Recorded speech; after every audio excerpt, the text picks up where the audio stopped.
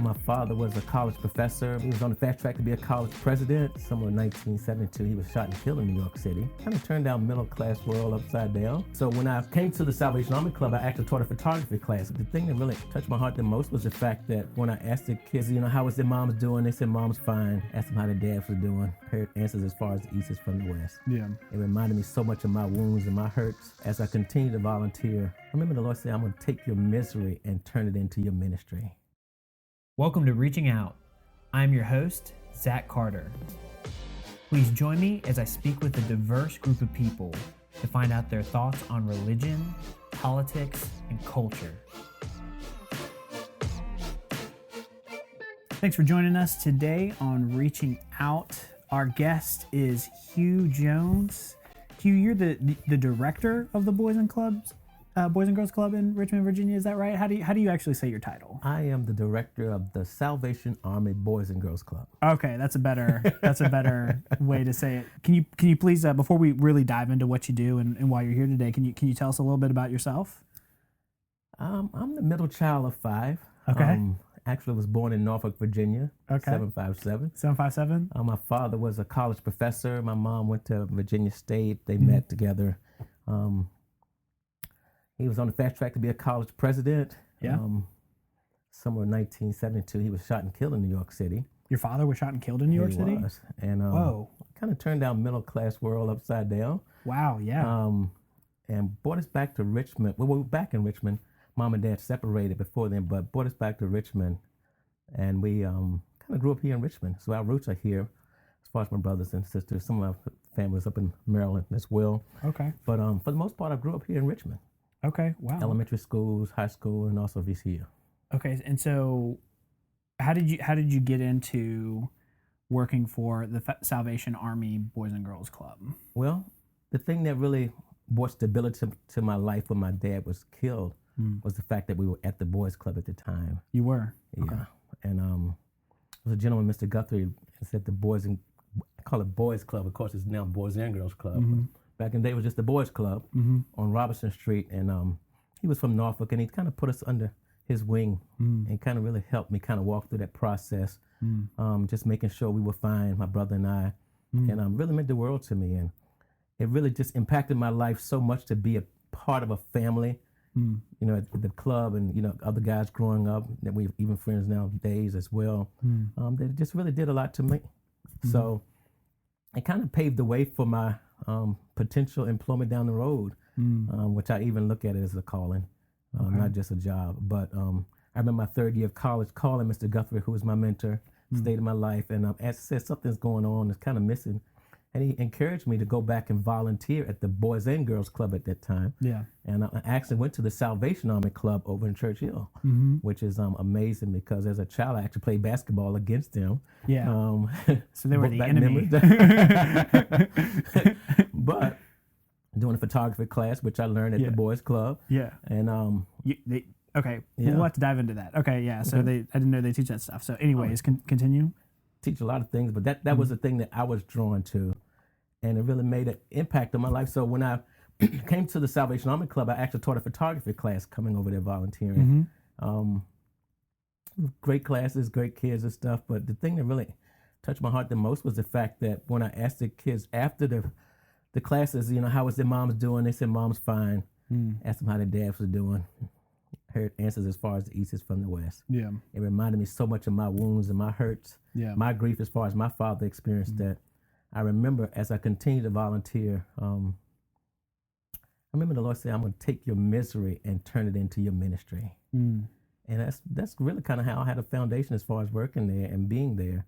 I really felt like I wanted to do something else, public relation and mass communication, which I went to VCU studying there. But it just seemed like this was the track that the Lord had me on, and be 25 years this December. Wow, that's awesome. That's awesome.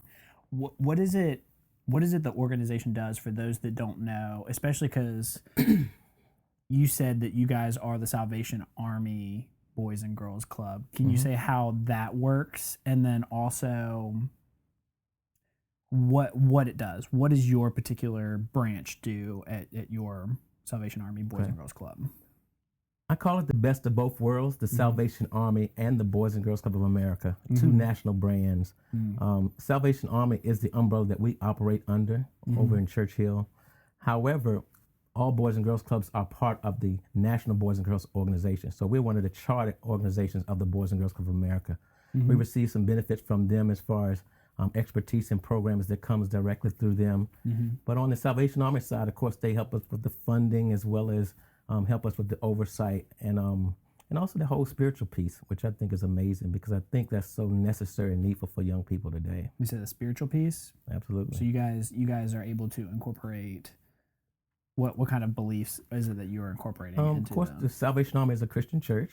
Okay. So believe it or not, it's a worldwide church in 127 countries. And it's amazing because they do so many different things. I mean, whether it's shelters, whether it's different outreaches, whether it's feeding the homeless, whether it's the adult rehabilitation centers where they have the thrift stores and the guys who's working on the products are actually getting off of drugs and alcohol. So transitional housing, I mean, sex trafficking. I mean, all over the world, they have so many different ministries. Boys and Girls Clubs happens just to be one of them. And that's what I do. So I actually manage the program in Church Hill. We have 6 core areas. We have education and career. We have character and leadership. We have life skills. We have the arts. We have sports, fitness, and recreation. And we have morality and values. So any young person coming through the doors will get a taste of all of these type of things. The morality and values is a thread through them all. We have devotions every day.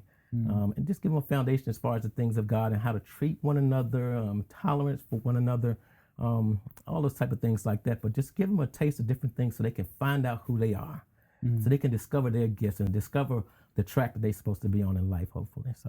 Wow. Okay. Why is this a charity that you believe in? I believe in it because it impacted my life. Yeah. You know, I remember sitting in this room right here, right there. And it was a chair right there. And I remember my mom coming to me and telling me my dad had just been shot and killed. And I remember grief gripping me so bad that it was, you know, I remember decreasing in high school.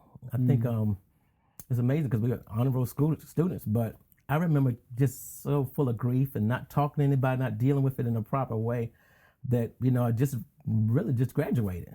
Eventually, I mean, it took years, but I remember that the Boys Club was that place of stability for me, that I can open up, that I can have fun, I can learn, I can experience new things, I can have adult interactions, and I can talk to them about it, you know, and it meant the world to me. And I realized in this life that we live in, there's so much brokenness. And with single parent households being maybe 68% of the kids we work with at the Boys and Girls Club in Church Hill, I mean, we're kind of like that place of stability for the young people. And, you know, a lot of times people think things that are broken are discarded, but we're there for those who need us the most. Yeah. And that's not rich or poor. That's all, I mean, all in between. Yeah. Not just up and out, down and out, all in between. So we're there to be there for young people and to help them to realize that, you know, somebody's there for them. Yeah. We have parents that work multiple jobs, running in to pick up the kids. So we're there to talk to young people. We're there to, you know, help them have fun. We help them with the homework. We help them, you know, discover their gifts and help correct them as well. Yeah. So this is a place a person can grow and being able to be productive, responsible citizens. Sure.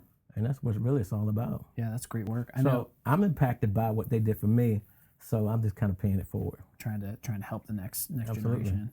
Yeah, and I've heard a lot of people talk about one of the main and I've even done some research myself showing that one of the main causes of people staying in poverty is not having both parents or not having a father in the household, not having a mother. You know, that when you take one of the parents out of the equation, there's a big correlation to that in poverty. So have you seen where you guys have really been able to kind of help fill that gap? Sometimes obviously you can't completely fill the gap of a father or a mother, but what are your absolutely thoughts? Yeah. The statistics show that 7 out of 10 high school dropouts is because they don't have a father in their lives. You talk about even poverty statistics, it's related and correlated because of not having a father in the home. Yeah. That identity piece and that cohesion of a family is so important.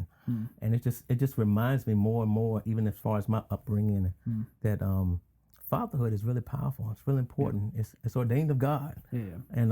And even as far as having a mother and a father in the home, it's just it's a God idea. But it's like the enemy has attacked that, and we just want to be there so we can provide that reinforcement and support that's needed in young people's lives. Yeah. I love the quote by Frederick Douglass.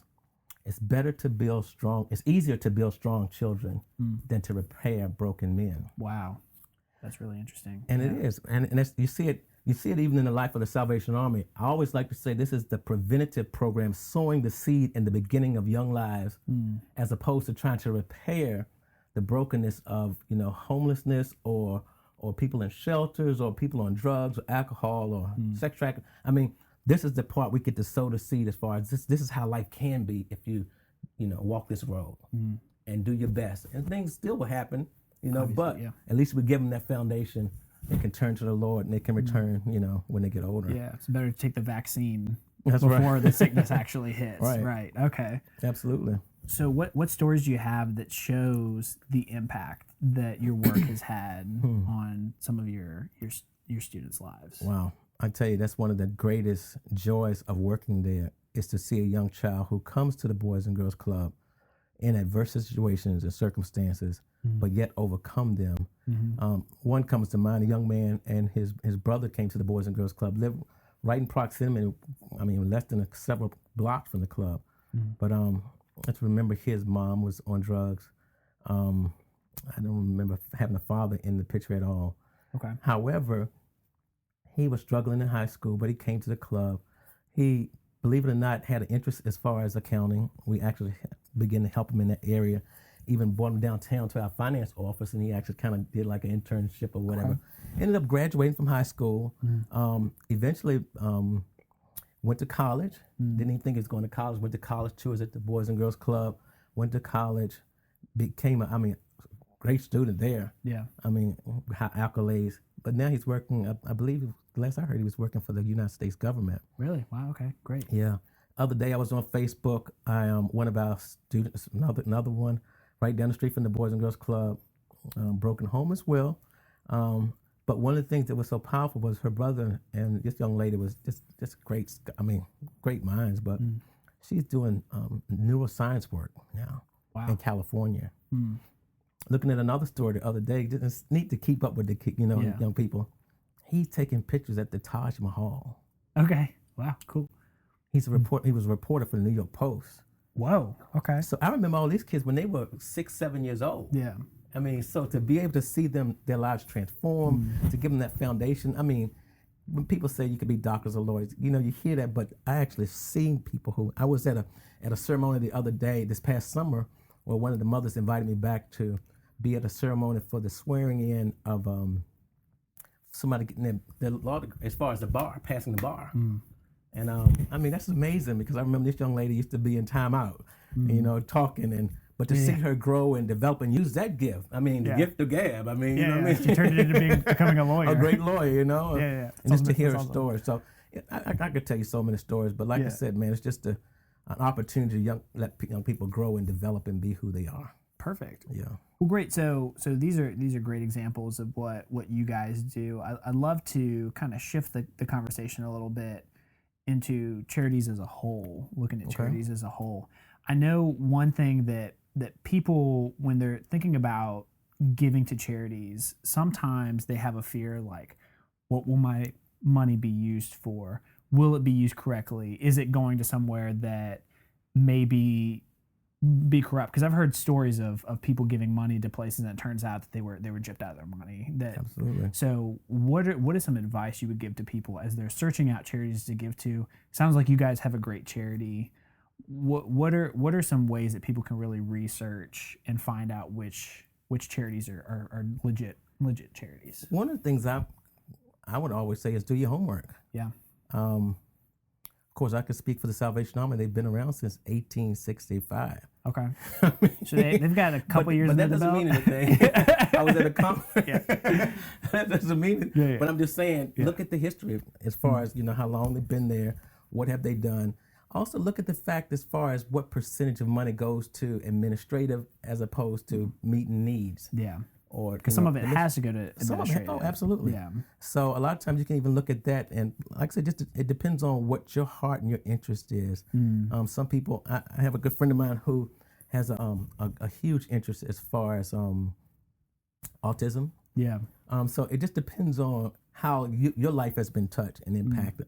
Of course, Boys and Girls Club impacted my life, so that's the charity I like to give to, as well as the Salvation Army. But others may have an affinity to other things as well. Yeah. So, great. but do your homework, study it, look at the track record, and also look at the percentages as far as what goes to admin and what goes to the program. The actual program. I know one of my favorite charities is Charity Water up in New York City. They build wells in Africa. Well, actually, they build wells all over the world in poor countries because they say that you have to clean water is the basic necessity in life. If you don't have that, all else fails. Right. And they do a program where for personal donations, all personal donations, 100% goes directly to building the wells, and how they pay their staff is corporate donations. When they come in, the corporate donations go to funding the charity. Everyone's personal contributions go to directly to the so I thought that was a cool model. That is neat, yeah. It's a very interesting model. They're one of my favorites. Do you have any charities, other than Salvation Army and Boys and Girls Club that you say, man, this charity is doing it right? Like this is a charity I'm a big fan of. Are there any that you like? I would have to say, now give to the Salvation Army, give to the Boys and Girls Club, but those are my two of choice. But other than that, I would have to say give to the Kingdom of God as far as churches that I've been working with. So you give to churches Absolutely. as well? Okay. I believe just like charities, I don't know if you categorize them as charities, so to say, they're religious organizations, but I just really value the work that the churches do as far as helping build strong relationships in people. A lot of times people do come, we're talking about Frederick Douglass as far as broken men, but how do broken men get healed? Yeah. So there are organizations that do things like the Red Cross when you have natural disasters and different things like that, but the ongoing building up of relationships and people, I value that. So I really strongly support ministries like TLC that I go to, the Life Church, RVA, in Richmond. As well as others, because I really believe in the work that we do. Yeah. Okay. So, very cool. So I've read about people donating their possessions and contributing to problems instead of helping them. In the sense of, I read an article about when these big hurricanes go through places like Haiti, everyone wants to help in the country, which is good. It comes from a good spot. But then they donate random stuff like tons and tons of clothing, and they'll donate like winter clothing. And the people in Haiti are like, why do I need winter clothing? I live in Haiti. It's freaking hot, right? And so, or they'll donate like one high heel. And what happens is all this stuff collects on places like the runways for airplanes to come in to deliver the stuff they need, and then just gets in the way. And so they set all this stuff on fire. I was reading this article about this. Right? So like, you have all these people that are trying to help, but they end up causing this bigger problem, bigger issue. Has there been anything that you've seen where people have tried to help, and in their heart they're trying to do the right thing, but they're actually hurting the situation, and you would say, it's nice, but let's do this instead? Yeah. Charities need money to operate. Yep. And a lot of times, operating expenses is necessary for the things that they see that it's needed to be done. Some people give designated gifts, and that's great as well in specific areas, but having operating capital to do the specific things that the organization or the boots on the ground know that they need to do, I think that's just the best. The best way to go. Absolutely. Now, most people feel like they give what they can, and some that may be all they have, so that's great. Yeah. But like I said, if you had a choice, like I said, to give finances so that we can use these finances for specific reasons, that's probably the best way I normally see it. The best way, yeah. You haven't seen anything where like people are getting in the way of charity work? No? He said getting in the way. Getting in the way. Well, we don't want to ever turn anybody down. To be honest, we really don't. A lot of times we get great donations from organizations and different stores and stuff, and which is great. Yeah. Sometimes they'll give you good things, but you never know when the next best thing is coming along. So you want to keep the avenues open because you never know what's needed. Okay. Fair enough. Yeah, so Fair enough. Fair enough. you can always pass it on to You can yeah, you can always pass it on. whoever needs. That's right. So in the spirit of talking about donating money, do you see it as more valuable to donate your time or to donate money? I think it's both. Yeah. I think it's both because one of the things I've seen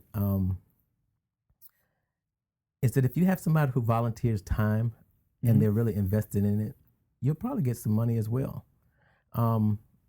Sometimes that happens, sometimes it doesn't, but I think the experience as far as working directly with an organization, seeing the ins and out, working with the clients and the people that they serve, it impacts their life in a powerful way. Yeah. It's almost like mission work overseas, but yes, it's here in our own backyard. And I think that's valuable for people to see and experience. And like I said, once you do that, you may have a lifelong giver.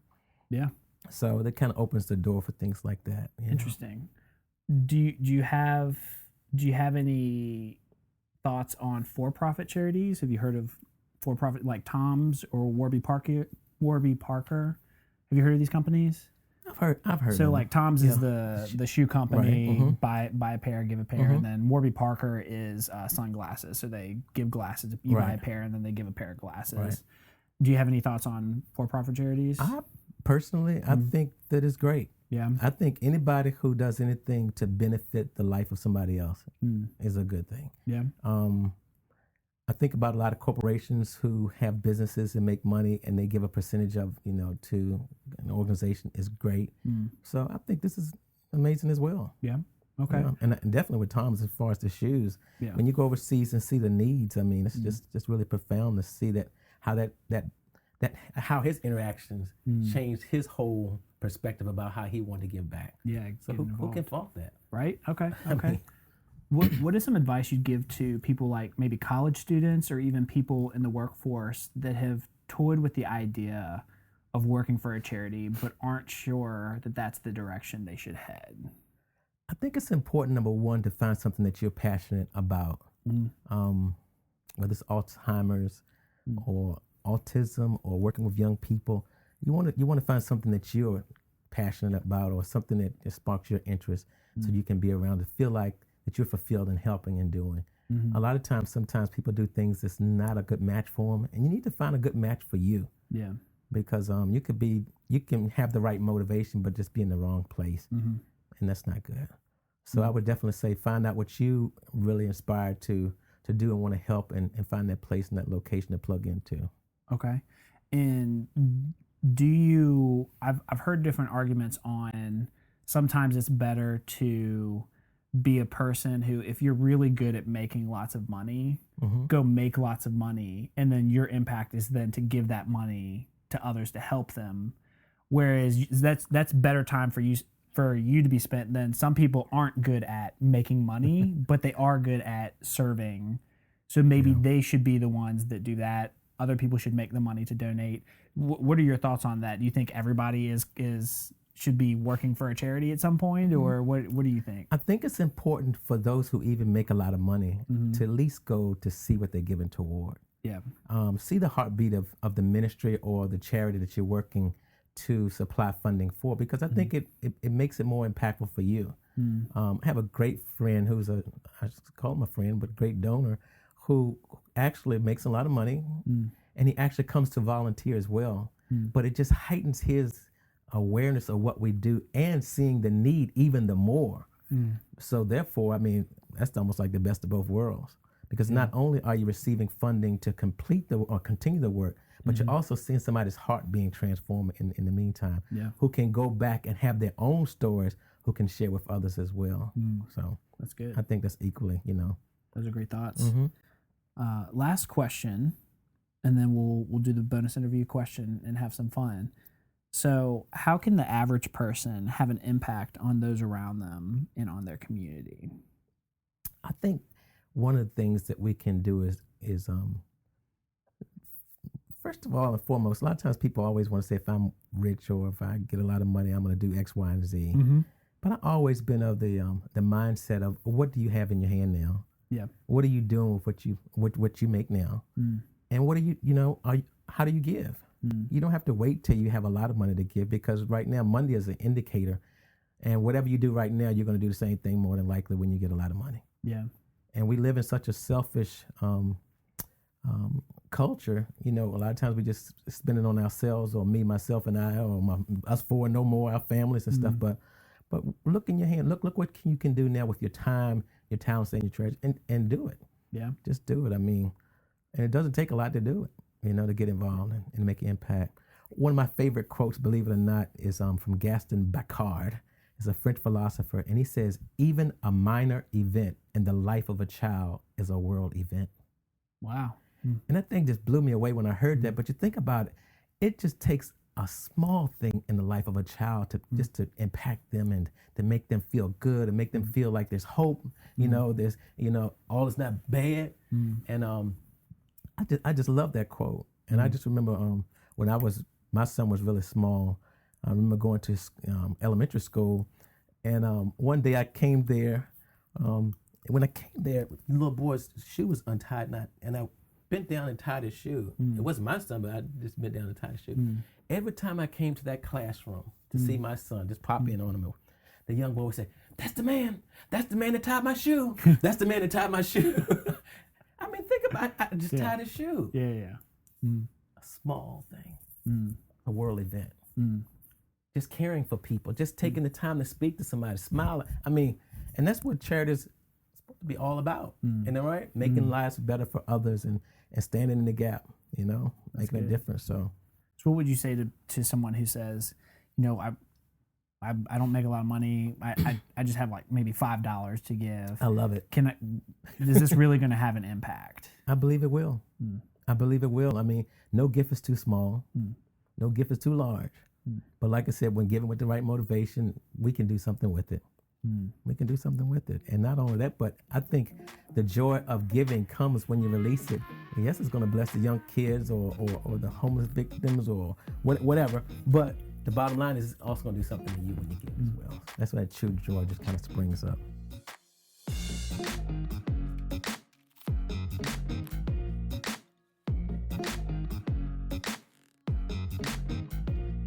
Let's go to the bonus interview, and then we'll call it a day. Bonus round. How about that? So, first question. If you could relive one single day from your past exactly as it was the first time, what day would you choose to experience all over again? I would really like to just spend a day with my father. Yeah? I really would. I mean, when you have tragedy that hits you like that, you know, any day is a special day. If you can see that person again and be with that person again. But I really would love to spend a day with my dad, just talk to him, miss him tremendously. Yeah. But so much wisdom and insight he probably has. But I'll probably do that. Was there anything that he taught you before he passed away that really had an impact on your life to this day? Well, my dad was heavy as far as education. So education was always important to him. And on the other side, of course, mother's side was creative. So between the both of them, it's the best of both worlds. So I incorporate both of them in my life. So that's great. Yeah. All right, question number 2. If you were to wake up tomorrow to see that a major news network was covering a story about you, what would you want them to say or cover? Well, you see the theme of my life, talking about misery to ministry. I would talk about fatherhood. Yeah. I think it's an epidemic in our nation, no question about it. I think so many things stem from it. And I think it's such a beautiful thing. And I think I would like to bring awareness to that. Yeah. Okay. I really would. Very cool. Very cool. If one part of your body was to become a religious relic, which part would you want it to be? It would have to be my eyes. Your eyes? Okay, if we could preserve your eyes. Preserve my eyes. My wife always says that I have prophetic eyes as far as photography. Prophetic eyes, okay. I think that, to be able to see such beauty and to capture it, whether it's in a worship service where I take pictures in a worship service or whether it's taking pictures of mountains or valleys or ocean. Yeah. I mean, and also just things, just normal, everyday things. Okay. I would preserve those eyes because you can see things that some people would just pass by. Yeah. So they're in like the church and they're like, man, don't go by Hugh's eyes, man. It stares into your soul. All right. If you were to be successful in one other profession than the profession you're in, what would you want to do? If I wasn't doing anything with Boys and Girls Club, of course I would want to do something with photography. Yeah. Okay. And that's kind of no-brainer for me. Yeah. I think it's a beautiful art. I think it's beautiful expression as far as capturing such beauty and even such devastation at times. But you allow other people to see into your world, and to see things that are there. So, and I'll go ahead and give you a shout out, Hugh. Hugh was the one that did the pictures for this podcast. Who all my Facebook pictures currently are pictures you took. So, where can people find your photography stuff if they need a photographer? You can find me at hughbjones.com. hughbjones.com. And I have different pictures from different artistic shots from California to Cape Cod to Richmond, Virginia, to a lot of different events. I kind of really consider myself an event photographer, so I love doing events and getting contracted to do events and stuff like that. Yeah. So, but and you've been super gracious with the even the college ministry that I run. You would come in and take pictures and just send us pictures. We didn't ask you to do it. We didn't pay you for it. You just said, I just want to bless you guys. So I highly recommend Hugh as a photographer. He does great work, and he's great to work with. So just wanted to give you a little shout out there, Hugh. Thank you, Zack. I appreciate it. Absolutely, man. Absolutely. All right. So last bonus interview question, and then we'll call it a day. So if you could inhabit the body of one famous person for a day, who would it be and why? That's a tough question. I was thinking of somebody who wasn't. I want to say Jesus. However, I was thinking about somebody probably like a Smith Wigglesworth or somebody like that. Because, and the reason I say that is because I talk about brokenness. You said you would want it to be somebody about brokenness. So I would love to embody somebody, like I said, whether Smith Wigglesworth or Jesus, to see and to operate the healing and to help people in that venue. And you know what? I can still do it. I can still do it now, Dave, even without embodying. But that was the question you asked. But I would love to get in their mind and just to sense that, because I think it's such liberation when you can bring healing to people, spirit, soul, and body. Yeah. And I mean, hey, people are going to get frustrated listening to you, Hugh, because they're going to be like, okay, Hugh, we get it. You want to have an impact on people. You love people. Just say Will Smith or Denzel Washington or whoever. I told you it was a hard question for me to ask, because I could have said Martin Luther King. You're like, yeah. You're like, I could do that. Or I could be Jesus. Hey. There you go. Brokenness. There you go, man. You know that? Well, thanks for joining us today, Hugh. I had a blast talking with you about charities. It's the holiday season, so I felt like this would be a good conversation to have. So thanks for joining us today, and thanks everybody for listening to Reaching Out with Zack Carter. Thank you, Zack.